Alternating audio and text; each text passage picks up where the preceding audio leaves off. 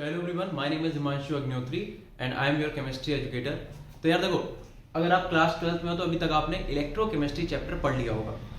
लेकिन क्या आपको पता है कि इलेक्ट्रोकेमिस्ट्री चैप्टर की शुरुआत कहाँ से हुई?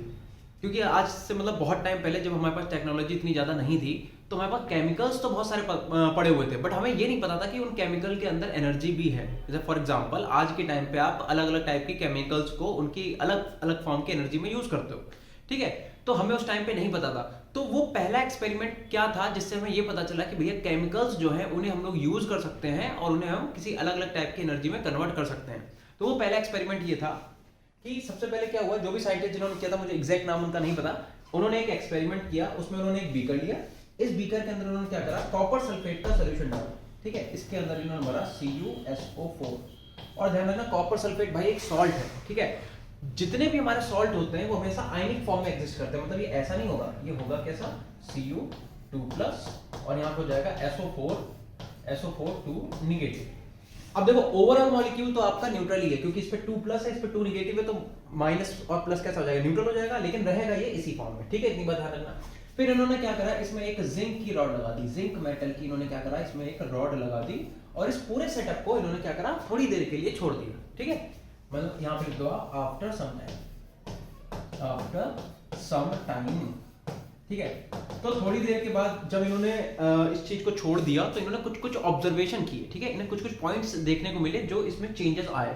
क्या चेंजेस आए, देखो, इन्होंने एक्सटर्नल कुछ भी नहीं किया, बस एक बीकर लिया, कॉपर सल्फेट एक सॉल्ट उसमें डाला लिक्विड फॉर्म में, और उसमें एक जिंक मेटल की रॉड, मतलब ये जो रॉड लगाई है ये कौन सी है, Zn जिंक मेटल की, इन्होंने क्या करा, रॉड लगा दी और इसे अपने आप ही छोड़ दिया। तो इसका मतलब यार ये है कि इसमें इसके अंदर जो भी रिएक्शन हुई होंगी वो अपने आप हुई है। अपने आप जो रिएक्शन होते हैं क्या बोलते हैं, स्पॉन्टेनियस, और जो खुद से ना होती है उन्हें क्या बोलेंगे, नॉन स्पॉन्टेनियस। तो इसका मतलब यहाँ पे जो भी रिएक्शन आप देखोगे, पहली बात तो वो स्पॉन्टेनियस रिएक्शन होगी। और इन्होंने जो 4 पॉइंट या फिर 4 या 5 पॉइंट जो ऑब्जर्व किए वो क्या थे, देखो। पहला पॉइंट था भाई, इन्होंने देखा weight of zinc rod was decrease, ऐसे लिख देते हैं, ठीक है।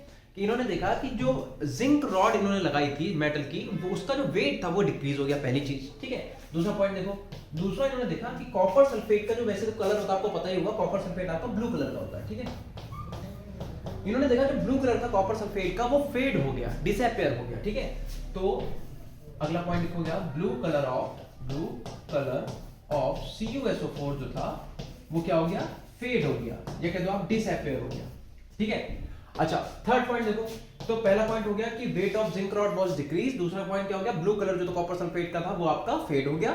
तीसरा पॉइंट इन्होंने देखा कि इसके अंदर क्या करा, इन्होंने एक रेड कलर का इन्हें रेड PPT मिला।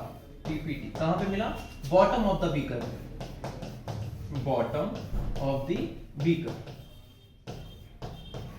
ठीक है।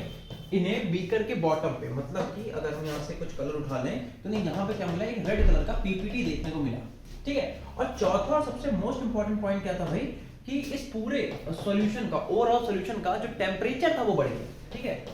ये जो टेम्परेचर था इस पूरे सॉल्यूशन का वो इंक्रीज हुआ। इस वाले पे स्टार बना लेना, इंपॉर्टेंट पॉइंट। अच्छा, ठीक है।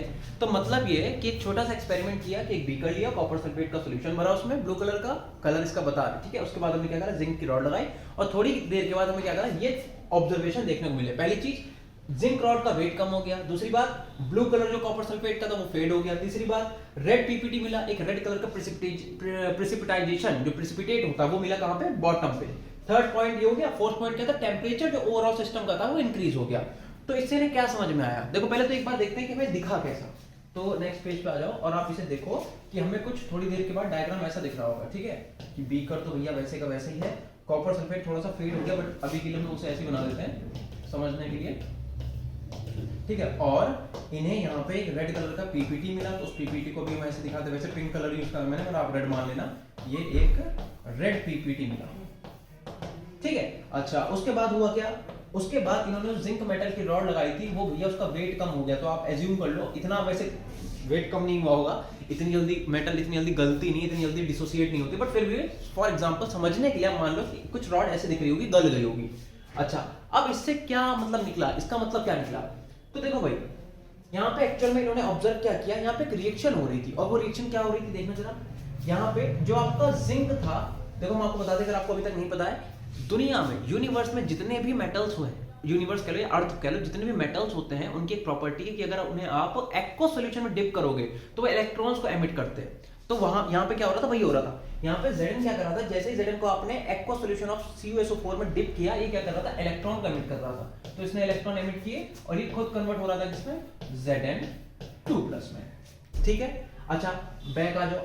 देखो मैंने आपको स्टार्टिंग में बोला था कि कॉपर सल्फेट किस फॉर्म में रहता है, Cu2+ और SO4 2 नेगेटिव। यहाँ पे कॉपर ऑलरेडी किस फॉर्म में, Cu2+ की फॉर्म में। तो जब इसे इलेक्ट्रॉन दिखेंगे तो क्या करेगा, उन्हें एक्सेप्ट कर लेगा। तो इसमें हुआ ये कि ये जो दो इलेक्ट्रॉन Zn ने निकाले, Cu2+ ने क्या करा बेटा, Cu2+ ने इन दो इलेक्ट्रॉन को एक्सेप्ट करा और ये कन्वर्ट हो गया कॉपर सॉलिड में।